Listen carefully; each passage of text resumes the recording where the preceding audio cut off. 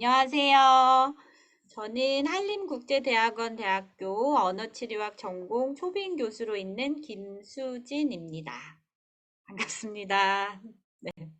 감사합니다. 우와, 네. 이번에는 저희가 이제 네 번째 시간이에요. 올해 3월부터 시작해서 네 번째 만나는 시간인데 정상 발달 친구들도 만나봤고, 그 다음에 지난 시간에는 ASD 친구들도 좀 대해서 이야기해 봤고요. 이번에는 지적장애, 그리고 경계선 지능, 그 사이에 있는 친구들 이야기를 해보려고 해요. 물론 가끔 이제 학령기 지적장애 아동들을 이렇게 같이 수업을 하다 보면 내가 학습지 선생님인지, 내가 뭐 구문 선생님인지, 내가 언어 선생님인지 헷갈려요. 이렇게 많이들 말씀하시는 경우들이 있어요.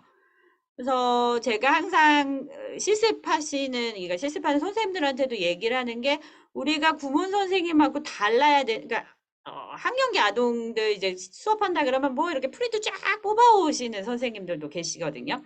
그러면은 선생님이 이제 구문 학습지 선생님하고 뭐가 다른 거냐 얘기하면 정확하게 대답을 이제 못 줄 때가 있어요. 그래서 제가 생각하는 거는 일단은 이 아동의 그러니까 이 아동이 가진 강점과 그다음에 어려운 점을 정확히 파악하고 있냐 아니냐부터의 시작인 것 같아요.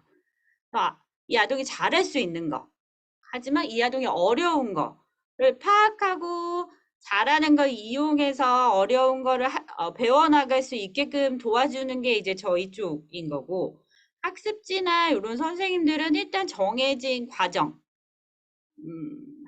이 커리큘럼대로 따라가는 게 이제 그런 학습지잖아요.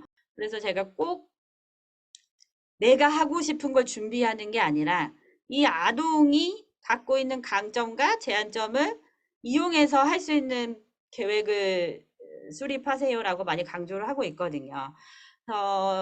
그래서 이제 지적장애 뭐 아동마다 당연히 다 다르지만 일반적인 특성을 한번 살펴보려고 합니다.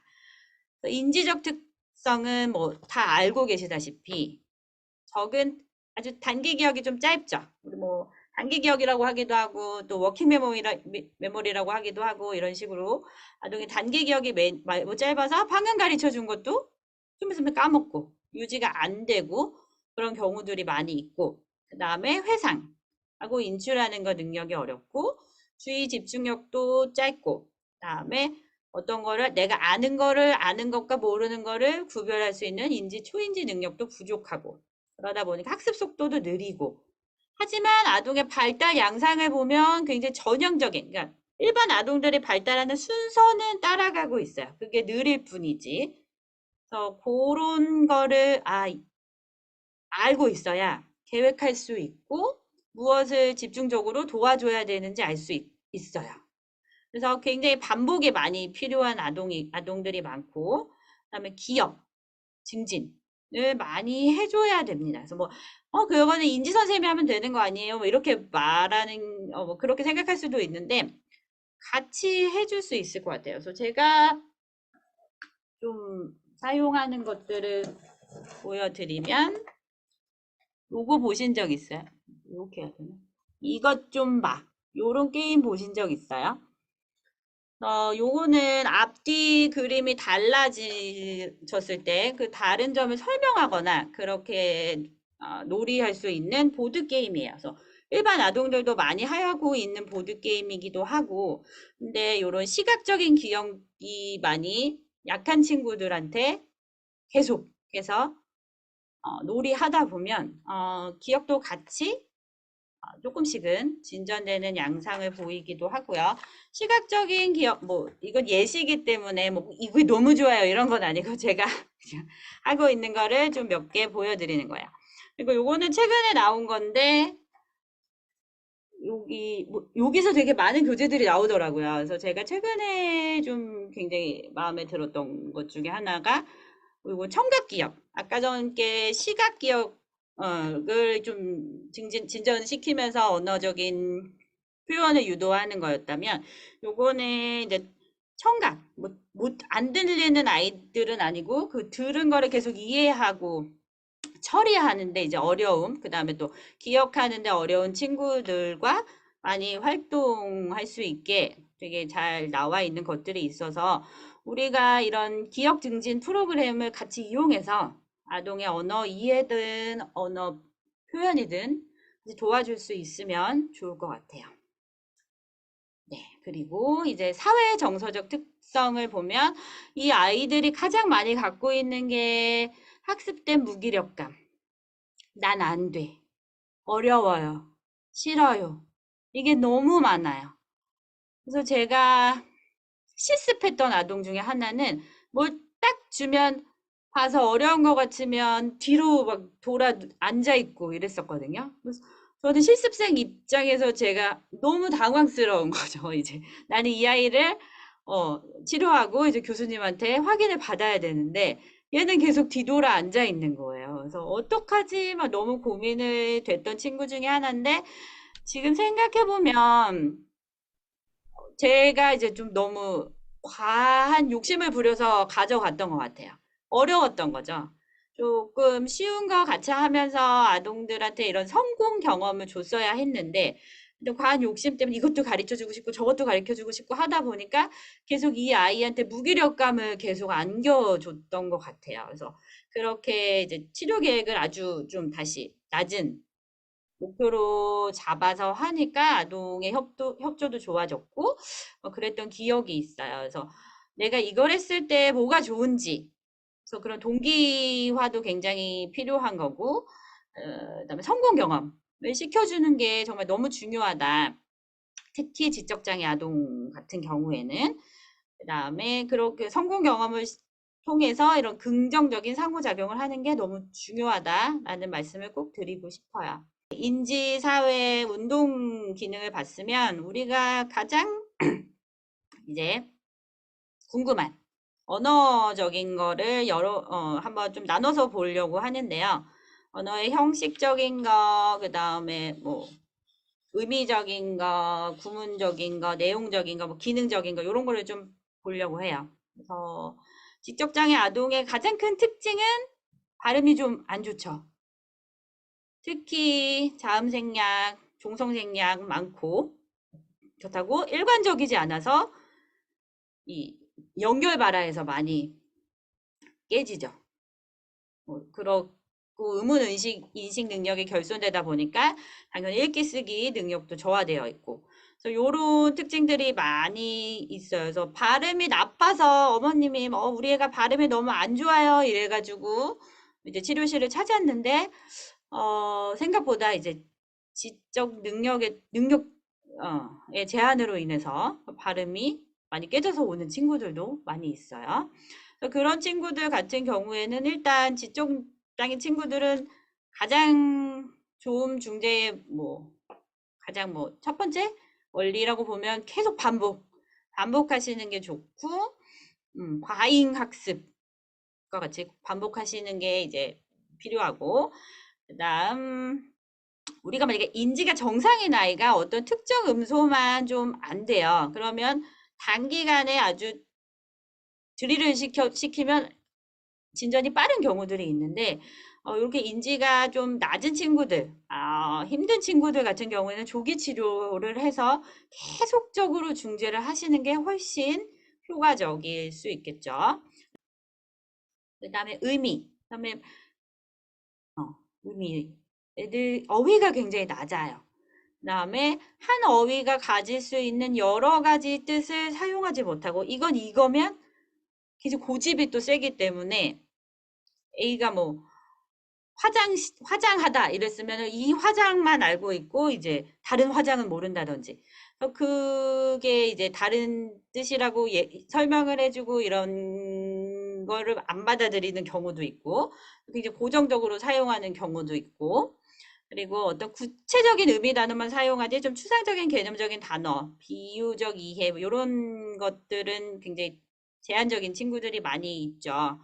그래서 우리가 가르쳐 줄 때 어떤 특정 구체적인 명사뿐만 아니라 동사형용사 부사 추상적인 단어 이런 것도 많이 아이가 할 수 있는 한, 뭐 아이가 받아들이지 못하는 친구한테 계속 해봤자 그거는 할 수 없는 경우들이 있지만 할 수 있는 한 꾸준히 반복해서 네, 가르쳐 줘야 되는 부분인 것 같아요.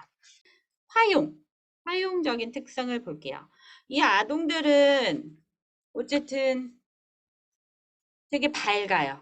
되게 밝고 그러니까 그냥 언뜻 들으면 말을 못하나 그러니까 마일드한 친구들 같은 경우에는 그냥 좀 애기같이 말을 한다 이런 경우들이 많이 그러니까 전문가가 아닌 사람들이 들었을 때 근데 이제 오은영 선생님 같은 분이 지난번에 저도 한번 어떤 그 금쪽이 거기서 어떤 파트를 봤는데 아이가 꽤 말은 잘하는 아이였어요. 그래서 다른 패널들은 뭐 아이가 언어에는 크게 문제가 없지 않냐 그랬더니 이 아이가 하는 말은 요구하거나 거절하거나 질문에 대답하거나 그 기술에서만 아이가 언어를 사용하지 나머지 기능은 사용하지 않는다라고 딱 말씀해 주시더라고요.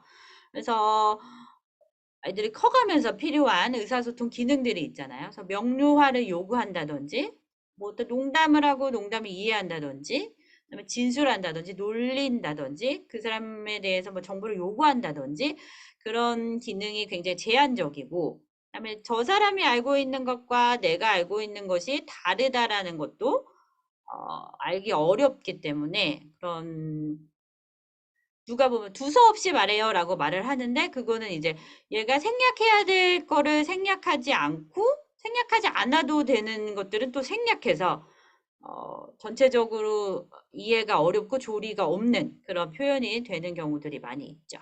그리고 다른 사람 말 끊고 바로 시작한다든지 아니면 뭐 자기 하고 싶을 때 개입 이렇게 해서 중단을 시킨다든지 그런 경우들이 많이 있고 주제 개시 그다음에 어떤 유지 그런 것도 어렵고 어릴 때 보면은 뭐 모방을 잘하는 뭐 친구들도 있긴 하지만 초기 제스처가 많이 안 나오는 경우들 이제 이런 걸 이제 화용적인 파트에서 아동이 갖는 어려움이라고 볼 수 있는데 또 뭐 굉장히 가까이에서 와서 말하는 친구들도 있죠. ASD 친구들도 그런 경우들이 있는데 또 이런 것까지 하나하나 말을 해줘야 아는 그런 친구들이 이제 지적 장애 친구들이 그런 경우들이 많이 있습니다. 그러면 이 아동들은 굉장히 기능적이고 실제적인 훈련이 필요하다고 계속 얘기를 했는데 그런 것들에는 어떤 게 있을까라고 이제 예시가 나와 있는 게 있어서 제가 한번 같이 준비를 해봤고요. 물론 다들 하고 계시는 거겠지만 한 번 더 정리하는 개념으로 읽어보시면 좋을 것 같아요. 이해요. 그래서 요 그룹에 있는 친구들이에요. 70, 지능지수가 뭐 70에서 85, 75에서 85, 요 정도에 있는 표준 편차, 이제 뭐, 우리가 2표준 편차부터 지적장애를 보면 1표준 편차 요 사이에 있는 친구들인데, 이 친구들은 왜 도움이 많이 또 필요하냐라고 봤을 때 지적장애 아동들이 갖고 있는 특성들 많이 갖고 있어요. 주의 집중 어렵고 기억도 낮고 어떤 과제에 대한 부담감도 있고 부족함도 있고 또 그런 정서적인 특징도 다 갖고 있어요. 순수하기도 하고 고집도 잘 부리고 그렇긴 한데 이 친구들은 그래도 인지적으로 조금 더 높기 때문에 학습이 가능한 친구들이에요. 학습이 가능한 친구들인데 이 친구들이 도움을 받지 못하게 되면 지적장애로 좀 더 떨어지는 경우들도 많이 있고 그다음에 도움을 계속 지속적으로 받으면 일반 아동들과 거의 유사한 발달을 보일 수도 있는 굉장히 경계선에 있는 친구들이기 때문에 도움을 많이 줘야 돼요.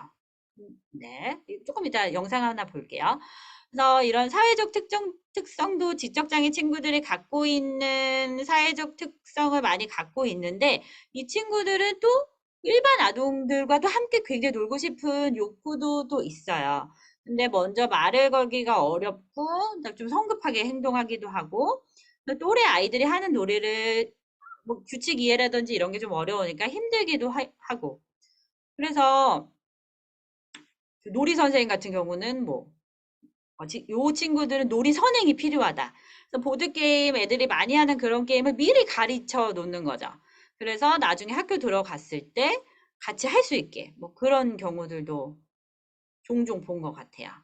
언어 발달 특성도 비슷해요. 지적장애 친구들이 아들 갖고 있는 것과 비슷하지만 그 마일드 아동보다 좀 더 마일드 할 수 있겠죠. 그래서 발음 아까 의문론적 조음 결함이 있다고 했는데 이 친구들도 많이 있고 문장이 짧고 어휘 인출 어렵고 그다음에 좀 이해 부족하고 그다음에 요런 접속 표지, 결속 표지 같은 거 사용 많이 안 하고 그다음에 어떤 큰 맥락 안 보고 부분만 딱 보고 그냥 판단하고 이런 경우들이 많이 있어서 이런 친구들도 우리가 제가 봤을 때는 우리가 제일 잘 도와줄 수 있는 친구들인 것 같아요.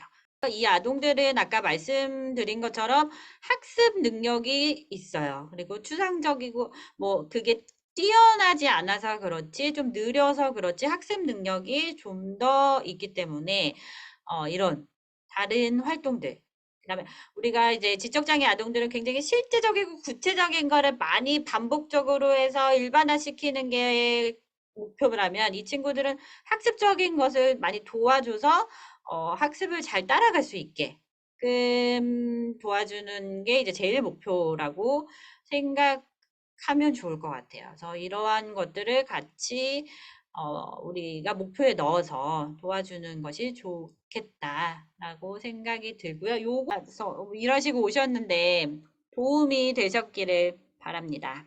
네. 하고 저희 11월에도 또 있으니까 네, 그때도 또 유익한 이야기 많이 할 수 있으면 좋을 것 같아요.